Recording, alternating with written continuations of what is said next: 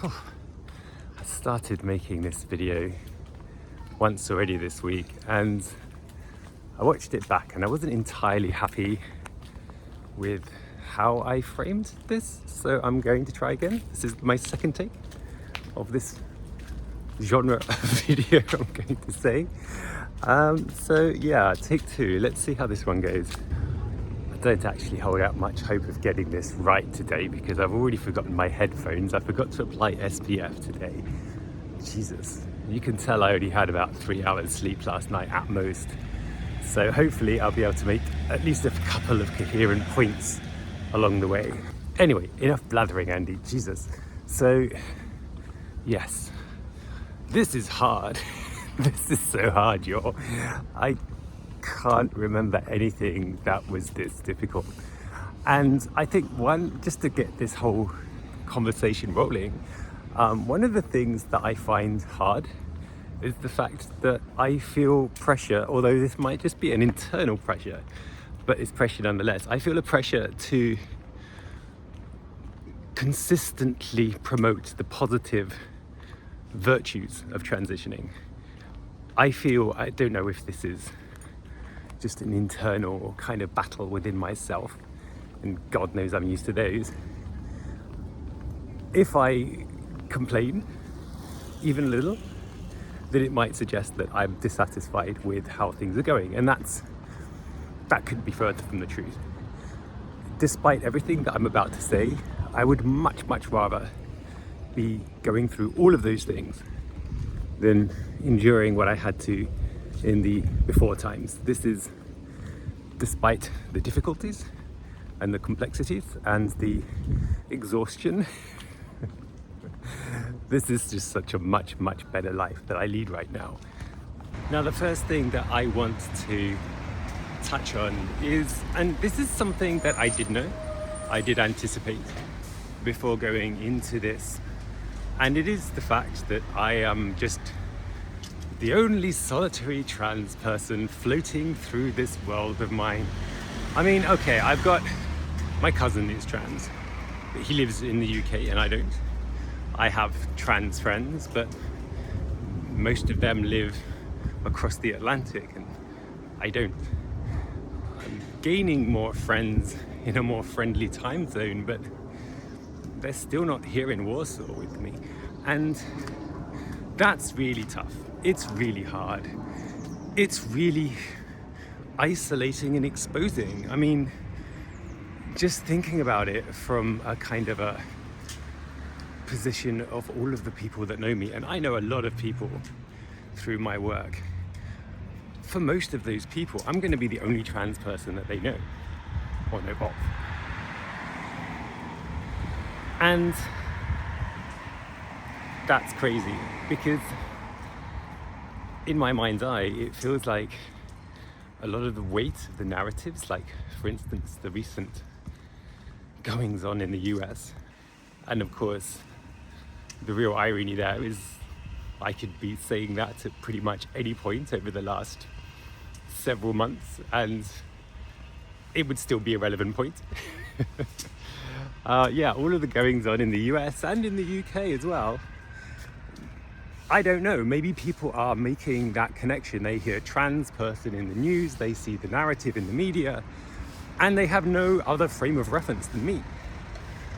And it's not great, because a lot of those stories are pretty negative. And so I do wonder how people kind of pass that. You know, do they see me as an example and look past the narrative? Or does it color the way that they see me? I knew when I came out that I would be coming out to a collective of people, which means a variety of different personalities and points of view. I knew that there would be some transphobes in there. And now I know for a fact that there are transphobes in that group. And that's hard because, again, I don't know what their perception of me is. And I know that I shouldn't let that bother me because who cares what a couple of people think when the vast majority have been so supportive or at least neutral? You know, it's still an inveterate people pleaser. I don't like the idea of somebody out there hating me for a part of myself that I don't have any control of. I don't mind so much if somebody doesn't like it when maybe I make a decision or I choose a course of action that they disagree with, because that's something that I've controlled. But this, it just seems really unfair. But I knew that was going to be the case. But I do feel the weight of everything that's gone ahead of me in terms of reputation and narrative and all that sort of thing. I feel it. I feel that tension sometimes, and it's hard to bear, you know? And speaking of bearing things, well, it really would, I think, make a bit of a difference to have someone I can kind of look up to here in this space, either especially at work or just life in general. For example, recently my hip, I might have mentioned, has been hurting, and it turns out this is a symptom of hip tilt, and I've lost a bit of height, which was really quite nice to learn, but I had this ache and I don't really know what it meant, and I don't know quite how to do anything about it. But having somebody that I can turn to for a bit of advice, even if they're like, oh, check out this resource, that would be really useful on a practical level. When like day to day, I'm having to carry a lot of these things myself. I mean, yes, I have Carolina, and she's an essential part of my journey and my story, but she helps me walk through those doors. I have to open them. I have to unlock them. I have to force a door, which can often be incredibly heavy with rusted hinges. I have to force that thing open, and I mean, there's not many other people that can do that other than me, but it would be nice if there was somebody who might be able to help me shoulder that burden a little bit from time to time. Or if not, shouldering it, giving me some kind of lever or oil to help move that process along a little bit more efficiently. Another thing that I'm finding really hard right now, I mean, I've talked about my work situation before, and that still doesn't feel much closer to any form of resolution. Maybe closer in the sense that time has moved on, and eventually they have to let us know what's going on. They can't keep us like this forever. But yeah, the possibility of losing my job, I know it's just a job, right? But it's not just the job for me, and in fact for many other people that I speak to in my organization. For me, it represents the culmination of decades of hard work, investment, study, putting yourself out there, and the place where I am now, like I guess physically and metaphorically, it's the peak of that. And a year and a half ago, when I started the job that I have, I really did look forward to what I hoped was the start of a new kind of part of my career. It was a change, a break from what I'd been doing before into something new, and I loved that. I loved learning something. I loved figuring these things out, and then I started transitioning as well, and so there was this wonderful combination of doing a job that I loved as I began to have an existence that I loved.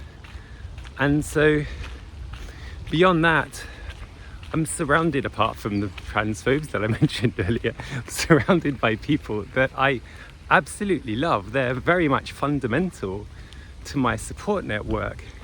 The financial stability of having regular income is necessary for me to have psychological stability, but also access to medications and support and stuff like that. All those things getting stripped away, it represents not just a loss of a job, it represents a loss of a huge element of who I am. I know it's very fashionable to say you shouldn't become your job, but I really love what I do. I'm quite good at it as well, and to have some faceless stranger potentially strip all of that away, it just feels so horrible. And there is that added dimension, like this will affect me more than some of the other people. Yes, everyone's got their own personal circumstances, but I think I have some particular circumstances, which means that any kind of change in that sense is going to have a dramatic impact on my quality of life. And the fact that I only have 2 hours sleep or whatever it was last night because of this anxiety, it speaks to that. And I don't think, going back to the specifics of being trans, because we're such a tiny number, they're not paying any attention to that. When they're doing their analysis of the impact of change on various minorities, the fact that it might affect some trans people more, it's going to be barely a blip on their radar.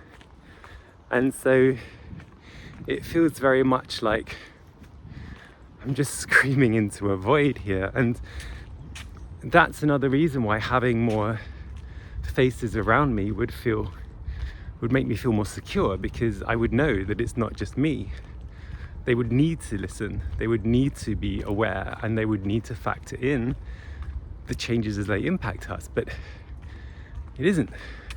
It is just me, as far as I know. So it's tough. It really is. And that's not even going into the prospect of going into recruitment, trying to get a new job through all of this. And tied up with that, there's the whole kind of consideration of, do I disclose my identity or not? And I'm kind of at a point where there are people that I haven't personally come out to, and they need that information, and it's hard. I don't want to be constantly giving updates on who I am. It doesn't feel fair. It feels like, even though to a certain extent I out myself just by going out into the streets, some people might need a little bit more direction. And again, I knew that was going to be the case. It's coming out is never a one and done type event. Even the way that I did it, new people come along, people fall into my radar, or I fall into theirs. And maybe it's relevant, maybe it's not. But sometimes it is. And what do I do then? I don't know. And again, this is where I feel like I'm flying blind. I feel like I'm building a plane whilst constructing it from a blueprint that somebody on Reddit provided to me, but they don't actually know the specifications of plane that I need. And so I'm building it based on that blueprint, but trying to budget according to my own needs and requirements. And it's really fucking hard, you guys. I cannot state this enough. I cannot. All right, so I think that's enough venting for today. There's probably more, but these are definitely kind of in the top elements. And I think you can tell there's a pattern here. Like, the hard stuff is where I meet the world, or the world meets me, and how everybody processes that interaction. And it's tough, you know, because everybody's coming into this relationship, whatever that means, with a certain degree of baggage, of understanding, of prior learnings, whether that's a good or a bad thing.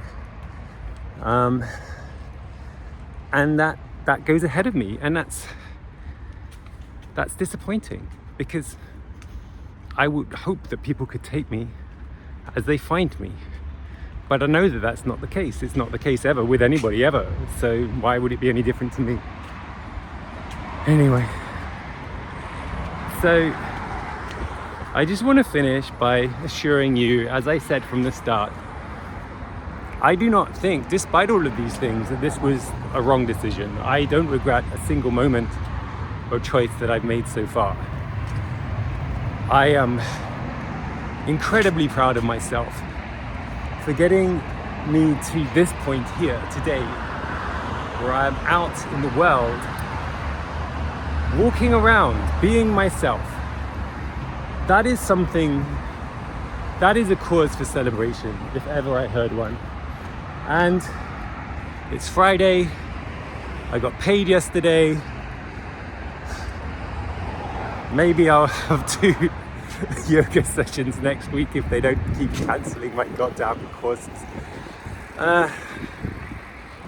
Maybe things will be better next week. Anyway, so thank you very much for listening. I hope that you are all really, really good. I mean, the other video started off with me acknowledging my ever-dwindling viewing numbers, and I just want to say once again, I said it last time and I want to say it again, like, for you watching this video, I appreciate it so much. You have helped me through a lot of tough times. You've given me some wonderful advice, some not so wonderful advice. You've helped me keep a fairly solid head on my shoulders. So thank you, and I hope that you can continue putting up with me for a little while longer. Anyway, I'll leave it there. All the best. Take care. Goodbye.